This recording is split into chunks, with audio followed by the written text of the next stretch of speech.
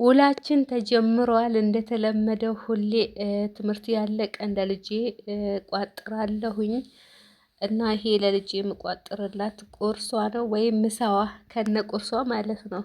አሰላሙ አሌይኩም ወረህመቱላሂ ወበረካቱ ውዶቼ፣ እንዴት ናችሁ? ደህና ናችሁ ወይ? እኔ ደህና ነኝ አልሐምዱሊላህ። ሁላችንም ሰላም ብያለው። ለእኔ ቤት አዲስ የሆናችሁ ሰዎች ሰብስክራይብ አርጉኝ፣ ላይክ አርጉ፣ አበረታቱኝ እና ብዙዎቻችሁ ቭሎግ ብቻ ስሪ፣ ሁሌ ቭሎግ ስሪ ብላችሁኛል። መቼም የሰው ቤት ነገር ምናምን የሰው ኑሮ ማየት እንወዳለን እኛ ሴቶችና ችግር የለውም በዛ በእነሱ ህይወት እንማራለን። እኔ እንደዚህ ሁኜ መኖር ያቅተኛል ወይ ምናምን ብለን ለራሳችን አንደኛ እንትን ይሆነናል። ምንድነው ሞቲቬት ይሆነናል ማለት ነው። እና ሁሌ ቀኔን የምጀምረውኝ ያው ስራ ብዬ ሀብዬ የምጀምረው ጧት ለልጄ ምሳ ቋጥራለሁኝ። ዛሬ የሰራሁላት ድንች በእንቁላል ነው። እንደዚህ አድርጌ ዳቦ ውስጥ አስገብቼ ልጄን አልብሻት ቁርስ አብልቻት ምናምን ትምህርት ቤት እየሸኘኋት ነው። አሁን ትምህርት ቤቱ ለሰፈራችን ቅርብ ስለሆነ ቢያንስ 10 ደቂቃ 8 ደቂቃ መንገድ ስለሆነ ሁሌ በእግራችን ነው የምንሄደው። በእግራችን ነው መሸኘትና ባጃጅ ምናምን መኪና የለም። እና ውሎዬን እያያችሁ አንዳንድ ወሬ እናውራ ውዶቼ። ስለምናውራ እስቲ የምናወራው ስለ ልጅ ይሁን ማለት ነው።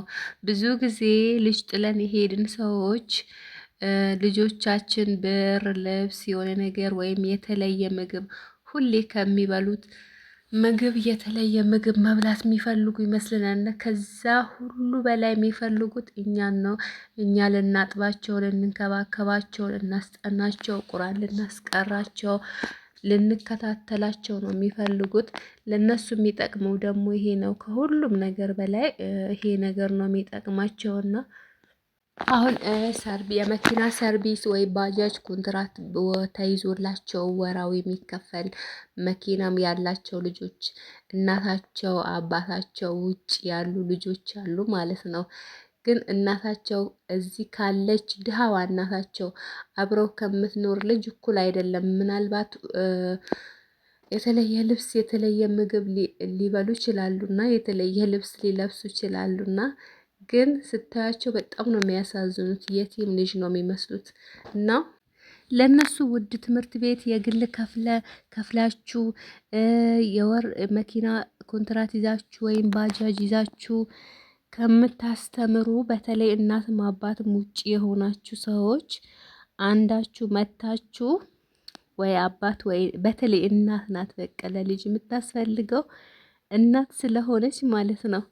እና አንዳችሁ መታችሁ ልጆቻችሁን ቀነስ ባለ ትምህርት ቤት ዋጋው በሚቀንስ ወይም የመንግስት ትምህርት ቤት እያስተማራችሁ በአቅማችሁ ሰልባጅ ገዝታችሁ፣ ሰልባጅም ሳይሆን በአቅማችሁ ሱቅ ላይ ልብስ መግዛት ትችላላችሁ። ያልተነካ ያልተዳሰሰ ልብስ ማንም ሰው ያለበሰው ልብስ በአቅማችሁ መግዛት ትችላላችሁ። አልሐምዱሊላህ እንደ ድሮ አይደለም። ሁሉም ነገር በአቅማችን ገዝተን መልበስ ማጌጥ እንችላለን፣ መብላትም እንችላለን በአቅማችን በየደረጃችን ኑሮ ራሱ ቢወደድ ማለት ነው።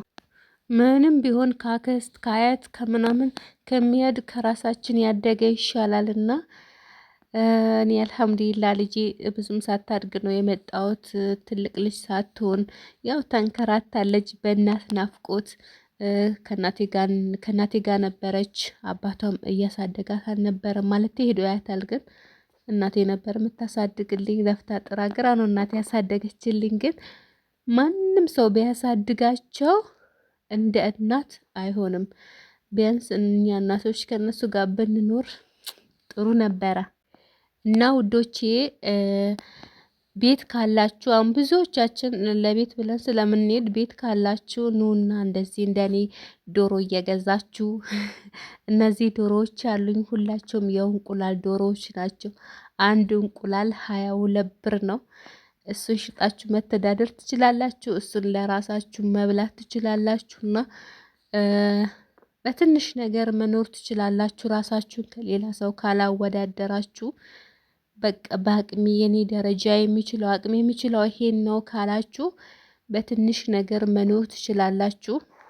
ስራ ለመጀመር ራሱ አይታችሁ ትንሽ ተረጋግታችሁ አውጥታችሁ አውርዳችሁ ከዛ በኋላ ስራ መጀመር ትችላላችሁ። እስከዛ ግን እጃችሁ ባዶ እንዳይሆን ትንንሽ ቤት ውስጥ የሚሰሩ ስራዎች ቤታችሁ ላይ ሆናችሁ የምትሰሩት ስራዎች መስራት ትችላላችሁ። ለምሳሌ እህል ከገበሬ ገሳችሁ በችርቻሮ ቤታችሁ ላይ እናንተ አካባቢ ላይ መሸጥ ትችላላችሁ።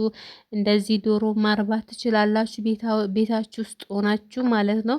ብዙ ቤት ውስጥ የሚሰሩ ስራዎች አሉ እና ዩቱብን መስራት ትችላላችሁ። ኑ ነው ምላችሁ። እኔ ወላሂ ደግሞ ቤት የሚሰሩላችሁ ሰዎች ማለት ነው እዚህ ምንም ስላየው መቼም ቤታችሁ አያልቅም።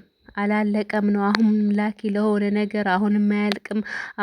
አሁንም ለሆነ ነገር ትልካላችሁ አያልቅም እና ትንሽ ቤታችሁ እንደዛ የሆናችሁ ሰዎች እንደዚህ ሆኖ ያስቸገራችሁ በቃ ቤታችሁ መቼም አላልቅ ለ5 ለ6 አመት ቤታችሁ አላልቅ ያላችሁ ልጆች ምን ታረጋላችሁ?